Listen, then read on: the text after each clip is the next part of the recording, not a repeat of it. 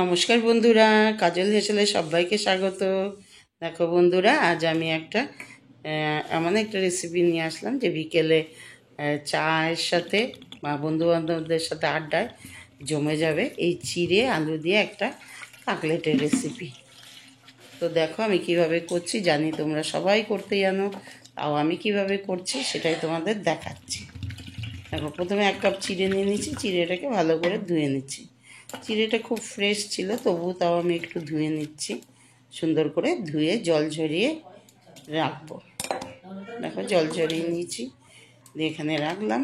একটা বাটি বোল নিয়ে নিয়েছি, তো এর মধ্যে 2 টিস্পুন টক দই দিয়ে দিলাম। তো টক দইটা অপশনাল, আমার ঘরে ছিল তাই দিলাম, না হলে কোনো ব্যাপার নেই। এর মধ্যে লেবুর রস দিলে একটু এই যে চিড়াটা একটু ঝরঝরে হয়ে যাবে। তো যাই হোক, এবার আমি এটা দিয়ে একটু ঢাকা দিয়ে রেখে দেবো।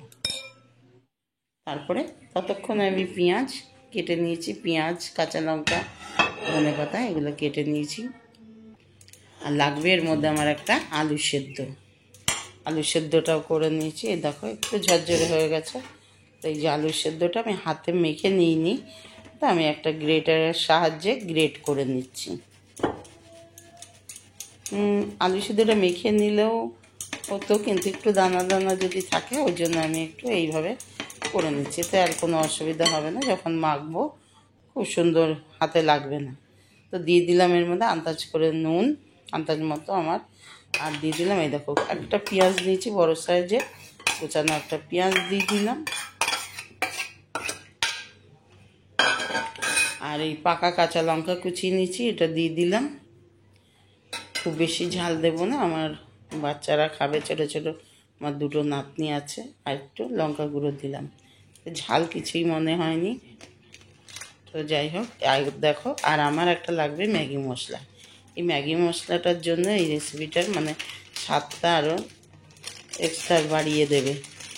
এমনি চপে যে এরকম স্বাদ হয়, তার থেকেও দেখো এটা আলু টালু দিয়ে করবো, তো আলু চিরা দিয়ে মানে দুর্ধর্ষ স্বাদ হবে এটা। তো এই দেখো, এই মশলাটা দিয়ে এবার মেখে নিচ্ছি। হাতের সাহায্যে আমি সুন্দর করে মেখে নেব। মেখে নিলাম। তো এবার এটা একটু নরম নরম আছে, ওর জন্য আমি একটু বাইন্ডিংয়ের জন্য 2 চামচ আমি দিয়ে দিচ্ছি বেসন। খুব বেশি দেবো না, খুব শক্ত হয়ে গেলে আবার ভাজার পর ভেতরটা বেশি শক্ত হয়ে গেলে খেতে ভালো লাগে। তো দিয়ে দিলাম 2 চামচ বেসন, আর দিয়ে দিলাম কোচানো ধনেপাতা। দিয়ে আবারও সুন্দর করে মেখে নেব।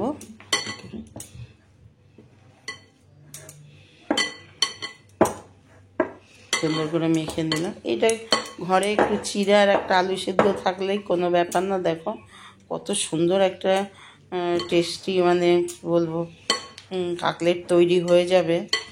এটা না খেলে তোমরা বুঝতে পারবে না।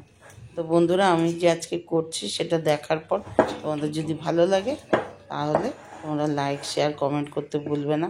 বন্ধুবান্ধবকে অনেক অনেক শেয়ার করে দেবে। আর ঘরে বাচ্চাদেরও বানিয়ে খাওয়াবে, নিজেরা সকলে বানিয়ে খাও, দেখবে খুবই টেস্টি একটা রেসিপি।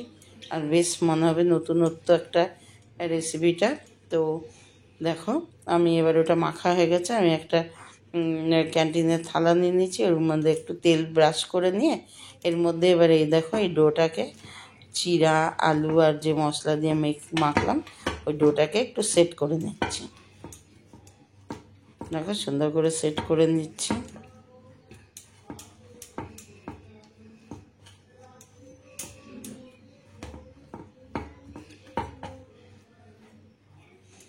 ব্যাস হয়ে গেল, এটা সেট করে নিলাম। এবার একটা ছুরি নিয়ে নিচ্ছি, ওর মধ্যে একটুখানি তেল লাগিয়ে নিয়ে এটা একটু কেটে নেব।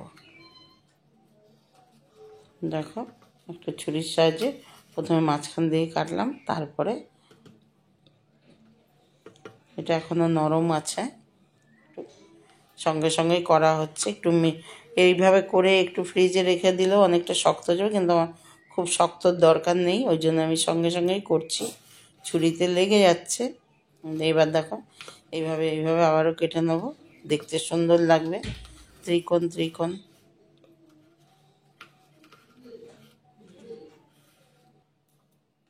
হয়ে গেছে। এবার দেখো যেহেতু থালাটায় তেল দেওয়া আছে ওই জন্য আমি ফটাকসে তুলে নিচ্ছি। এই দেখো এরকম শেপে একটু তাও হাত দিয়ে একটু ট্রিক করে দিলাম।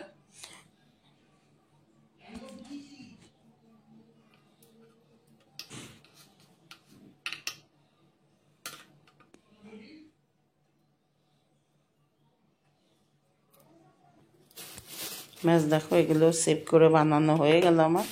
এবার আমি একটা ব্যাটার বানিয়ে নেব ময়দা দিয়ে। এখানে 4 চামচ ময়দা নিয়ে নিলাম, দিয়ে এবং দিয়ে দিলাম আন্দাজ মতো নুন, আর দিয়ে দেবো জল।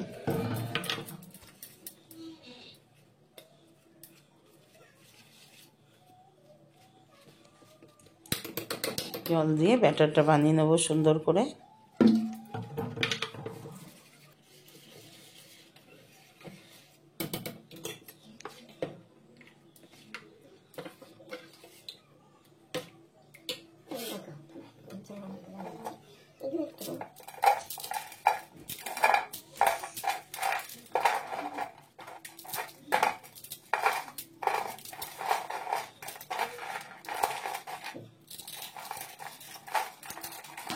এই দেখো একটা ম্যাগি নিয়ে নিয়েছি আমি, একটা ম্যাগির প্যাকেট নিয়ে এগুলোকে একটু মিক্সিতে গুঁড়ো করে নিলাম। খুব ডাস্ট করিনি, একটু গুঁড়ো গুঁড়ো করে নিলাম। এই দেখো কাকলেটের শেপে এগুলো গড়া হয়ে গেছে। তো এবার আমি এই ব্যাটারটার মধ্যে একটা একটা করে দেব, একটু ব্যাটার লাগিয়ে।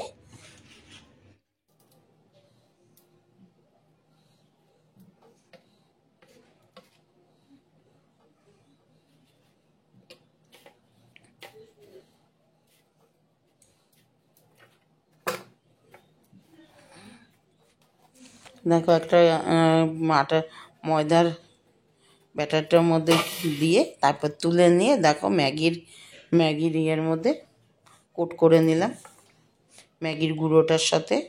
এই দেখো আবার একটা করে দেখাচ্ছি তোমাদের বন্ধুরা। এই দেখো এইভাবে আগে ময়দার ব্যাটারটায় ডুবিয়ে নিয়ে তারপর তুলে চামচের সাহায্যে এইভাবে দেখো ম্যাগিরটা যে গুঁড়ো করে নিয়েছি ওইটা দিয়ে একটু কোট করে নিলাম। খুব খুব সুস্বাদু হয় যেহেতু ম্যাগি দেওয়া আছে।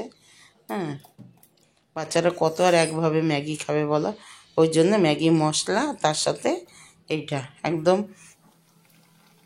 জমে যাবে সন্ধ্যের আড্ডাটা দেখবে।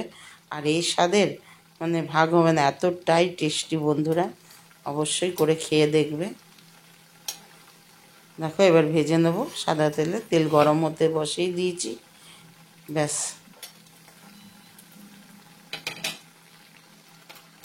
গরম হয়ে গেছে, এবার উল্টো পাল্টা ভেজে নেব।